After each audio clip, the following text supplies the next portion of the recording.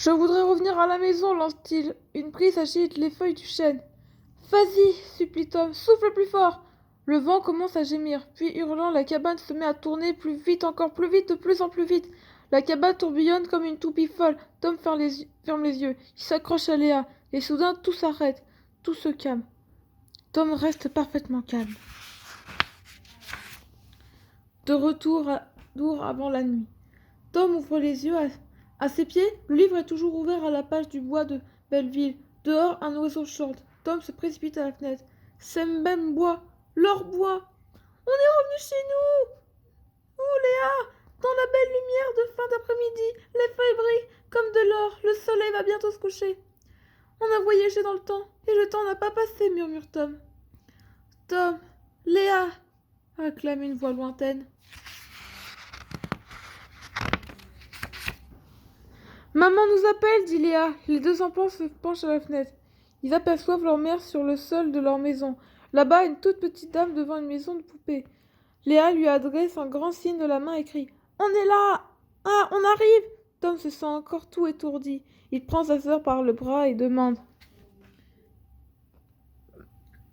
« Léa, que nous est-il arrivé ?»« On a voyagé dans une cabane magique !» répond Léa, comme si c'était parfaitement normal. Mais on dirait qu'il ne s'est pas écoulé une minute depuis notre départ. Léa hausse les épaules. Et comment avons-nous été emportés si loin dans le temps, poursuit Tom. Ben, tu as pris un livre, tu as fait un vœu, et comme on était dans une cabane magique. Mais qui l'a construit, cette cabane? Qui a mis ces livres là-dedans? Un magicien, je suppose. Un magicien. Ah, ça me rappelle... Ah, j'ai oublié. Et Tom sort de sa poche le médaillon en or. Quelqu'un a perdu ça dans la vallée des dinosaures. Regarde, il y a une lettre dessus. Un M. Léa ouvre des yeux ronds. Un M? Comme magicien? Je ne sais pas, ça prouve seulement que quelqu'un est allé là-bas avant nous. Tom!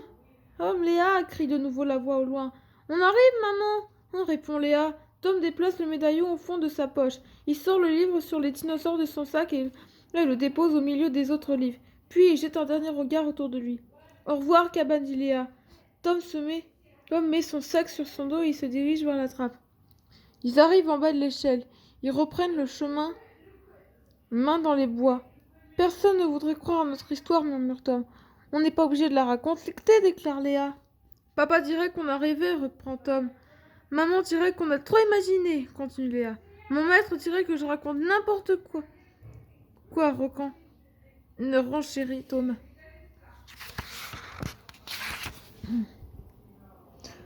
On n'est pas obligé de la raconter, répète Léa. Tom soupire et il ajoute. Je ne suis pas sûre d'y croire moi-même. Il sort du poids. Ils arrivent dans leur rue. Ils passent devant les maisons des voisins avec leur pelouse bien tendue, leur haies bien taillées. Le voyage au pays des dinosaures n'en était pas un rêve? Tom enfonce la main dans sa poche pour tâter le médaillon. Il sent sous ses doigts la lettre gravée, le mystérieux M, et il se met à rire. Il se sent soudain tellement joyeux. Il est incapable d'expliquer ce qui leur est arrivé d'aujourd'hui. Mais il est sûr qu'il n'a pas rêvé que leur aventure était réelle. Demain, décide Dom, on retournera dans les bois. Sûr, approuve Léa. Et on montera dans la cabane. Sûr. Et on verra bien ce qui se passera. Sûr, on verra. On va la cour jusqu'à la maison. Et ils se lancent tous les deux en riant. À suivre.